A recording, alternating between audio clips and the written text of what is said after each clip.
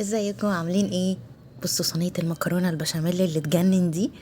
هو ده بقى الاكل بتاع الشتاء، لازم كده اول ما الشتاء يدخل نعمل بقى اكل سخن ويكون فيه جبنه وبتمط وبتبقى جامده جدا. طبعا معروفه المكرونه البشاميل لازم تبقى جوسي ومش ماسكه نفسها خالص، ملناش دعوه بالناس اللي بتحب صينيه المكرونه زي ما بيقولوا كده الخرطه بخرطتها، ملناش دعوه بيهم.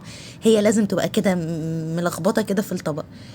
بصوا الجبنه، بصوا شكلها عامل ازاي، بذمتكم مش تجوع؟ حلوة قوي وطعمها كان جميل جدا. تعالوا اوريكم بقى انا عملتها ازاي عشان تطلع بالشكل ده.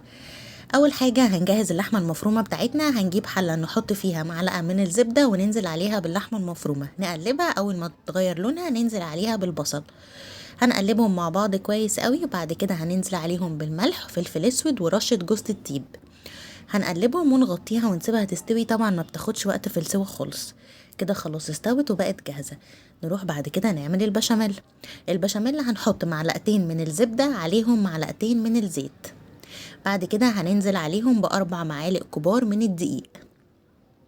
هنقعد نقلبهم كويس قوي بالمضرب اليدوي لحد ما الريحة بتاعته تطلع كده وتلاقيه ايه بقى شبه الكريمة. كده خلاص اندمج مع بعضه، هننزل عليه باللبن. واهم حاجة ان احنا نقلب كويس قوي على طول عشان الدقيق ما يكلكعش. هننزل بقى هنا بالفلفل الاسود وننزل عليه بمكعب مرقة. بعد كده اول ما يبتدي يتقل معانا، اللي عنده بقى قشطه يحط، اللي عنده انا كان عندي جبنه مكعبات اللي هي الكيري او الجبنه، اي نوع جبنه عندكم كريم يحطوها، وحطيت جبنه السوري. بصوا شكل، بصوا نطلع تاني كده، نطلع تاني، ايوه ايوه ايوه مره كمان. تحفه. بعد كده نعمل مكرونه ميه مغليه ننزل عليها بشويه ملح ونسلق المكرونه، وكده بقى كله جاهز. هنجيب البايركس بتاعنا او الصينيه، نحط حبه حلوين من البشاميل تحت، ننزل عليهم بالمكرونه، نقلب كده كله مع بعضه. وبعد كده هننزل عليها بايه، بحبه كمان من البشاميل. هننزل عليها بعد كده بشويه صغيرين من الجبنه عشان ايه نزود المطه بتاعتها من جوه كمان. ننزل عليها بعديها بشويه اللحمه المفرومه كلهم اللي احنا عملناهم، نسويها كويس في الصينيه. بعد كده هنحط عليها برضو كبشة تاني كده من البشاميل، واحنا عايزينها جوسي بقى.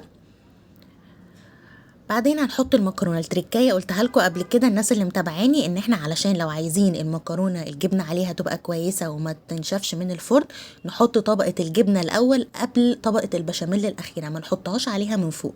يعني احنا كده كده هنحط حبه صغيرين من فوق عشان تاخد الوش بتاع المكرونه، لكن اهم حاجه الطبقه الكتير بتاعتنا من الجبنه نحطها الاول، بعد كده نحط البشاميل عليها.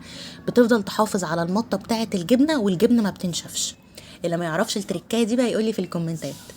وبعد كده هننزل بالبشاميل كله، ايوه لازم كده تحنتفوا الحله خالص، ما تسيبوش فيها حاجه. وننزل بقى بحبه جبنه كده صغيرين علشان دول يدونا الوش الحلو بتاع صينيه المكرونه. تدخل بقى على فرن سخن، انا بحطها ربع ساعه في الفرن وبعد كده بولع عليها الشوايه تاخد اللون، مش محتاجه تقعد اكتر من كده. عايزاكم تغمضوا عينيكم وتفتحوها حالا. بصوا صينيه المكرونه تحفه جدا، انتوا مش متخيلين طعمها. لو بتعجبكم وصفاتي اهم حاجه تعملوا لي لايك وفولو، ما تنسوش تقولوا لي رايكم في الكومنتات ايه. يلا باي باي.